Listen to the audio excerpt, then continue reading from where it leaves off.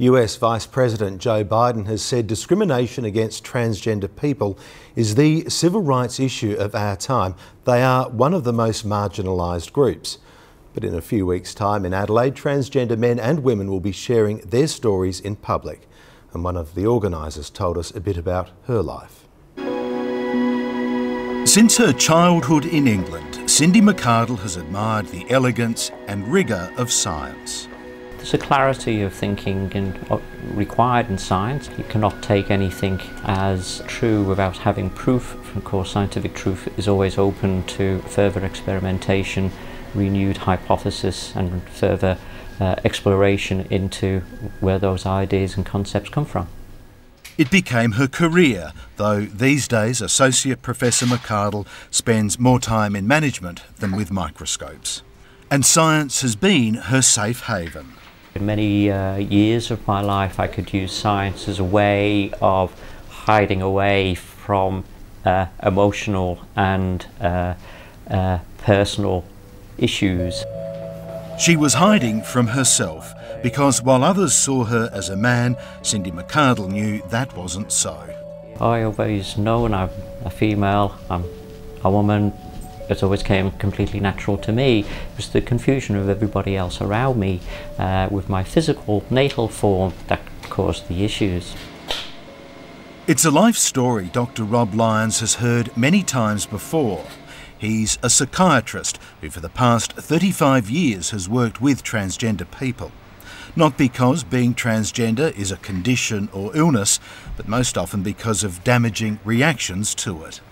They experience a lot of rejection, harassment, discrimination, isolation.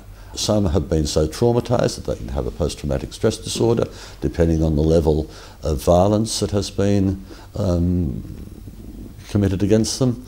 And such we do get, therefore, high incidences of associated psychiatric illness with this population.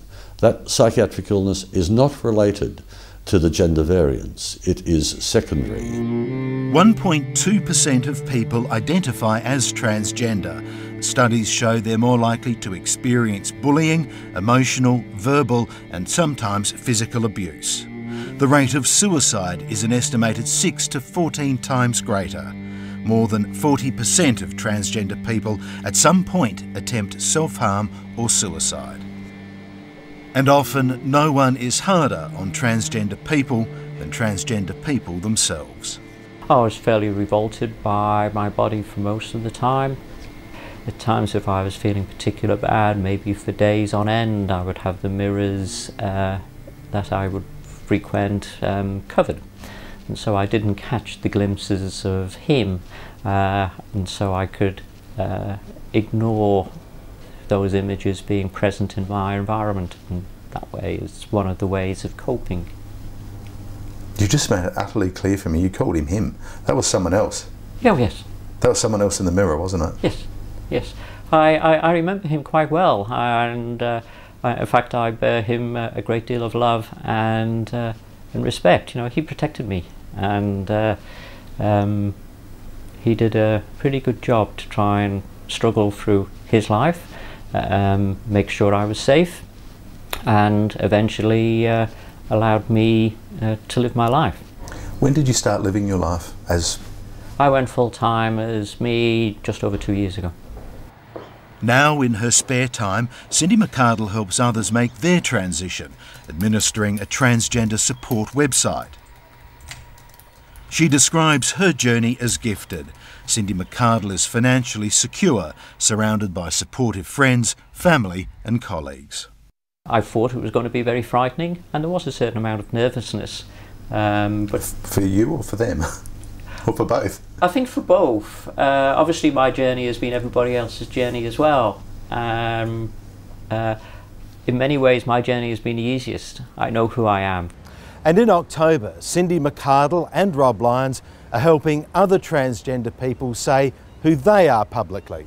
Adelaide's hosting a major international conference bringing together health and legal professionals and transgender people. This is probably the most comprehensive and most important conference on gender diverse issues that's ever been held in Australia, if not the Southern Hemisphere. No doubt it will be. Coming out into society and coming out to politicians and coming out to the health system and coming out to everybody, just letting people know that we're not monsters, we're just normal men and women with normal needs.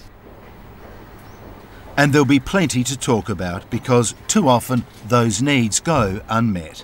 Transgender people face many practical and legal hurdles, and one size does not fit all. Not all transgender people want gender-confirming surgery. For Cindy McArdle, however, it is important. I've decided that from a personal point of view that I would like to go forward with gender-confirming surgery, and that is so that my body matches my mind. I'm hoping, as long as everything goes well, that will be occurring in early 2015, and I'll be having that surgery in Australia. But it won't be in Adelaide. Flinders Medical Centre shut its gender-confirming surgery unit in the late 1980s. Rob Lyons says the state's outdated regulations effectively close other public health services to transgender people. And if federally registered private practitioners want to work in the area, they have to re-register with the state, which few bother to do. We are not allowed to access hormonal, endocrine or surgical providers in the public health system. It is an issue of human rights. The state refuses to treat them in the hospitals here, insists that we send them to Melbourne, but because of the PAT scheme, pays for their fares over there and back. It just doesn't make sense. For transgender men, some procedures aren't done in Australia at all. Some transgender women travel overseas, primarily to Thailand, in the mistaken belief surgery there is cheaper. Rob Lyons says that's because across Australia, transgender people are forced to rely on private health cover to meet their needs. What happens if you haven't got private health? Then you're in trouble. But things are changing. These days, none of the mirrors in Cindy McArdle's home are covered. The depression she suffered is just a memory. Before her, there were the women of the 19th century demanding their vote, and Aboriginal Australians fighting for recognition. The US civil rights movement, with Rosa Parks' famous refusal to give up her seat on the bus. Cindy McArdle says she's doing what marginalised people have always done, standing up for themselves. I think we're still managed to get on the bus. I think we're walking down the aisleway and trying to find out where the spare seat is.